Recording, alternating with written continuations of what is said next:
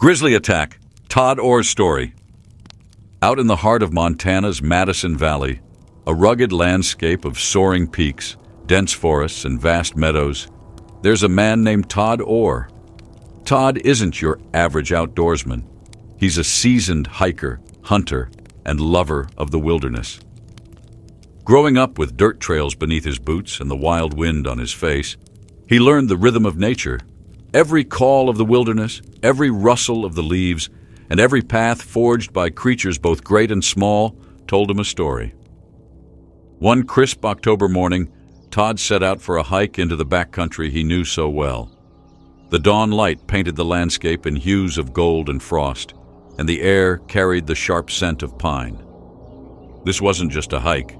It was a scouting mission for hunting season.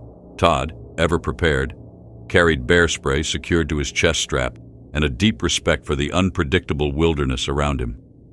The day started like so many others, but in the wild, routine is an illusion.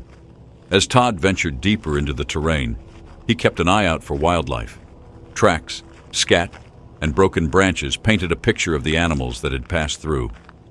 Then he noticed something unmistakable: large, fresh grizzly tracks. His instincts kicked in immediately. Calling out into the stillness, Todd's voice was calm and steady. "Hey, bear!" Coming through. The goal was to avoid startling any bears in the area, a technique that had worked countless times before. But as Todd reached the edge of a meadow, he spotted her, a sow grizzly with 2 cubs on the other side. She saw him, too. Her body tensed as she turned to look at Todd. Then she gathered her cubs and ran off into the trees.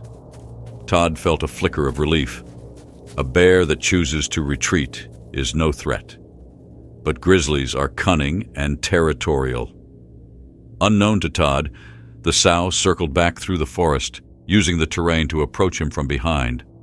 Todd had barely turned to continue his hike when a thunderous crashing sound came from behind him. Spinning around, his heart raced as the bear charged at full speed. Instinctively, he grabbed the bear spray on his chest and fired it into her path.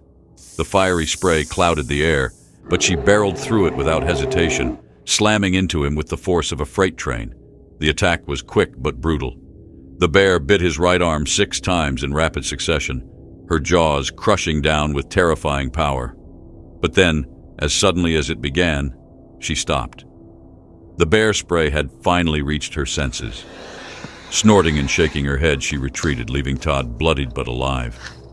Todd got to his feet, his arm throbbing with pain. He assessed his injuries, deep punctures from her teeth, but nothing life-threatening. Determined, he started the long trek back to his truck, about 3 miles away. The wilderness, however, wasn't finished with him yet. Less than a mile into his return, Todd rounded a bend and found himself face to face with the same grizzly. There was no time to reach for his bear spray before she charged again. She slammed into him with terrifying speed, and this time, the attack was far more vicious. The bear bit his left arm, and Todd instinctively grunted in pain. That sound seemed to trigger a frenzy in the bear. She slammed him to the ground, shaking him like a rag doll. Her jaws clamped down on the side of his torso, tearing into his flesh. As Todd turned to protect himself, he found himself staring into her face, her teeth inches from his neck.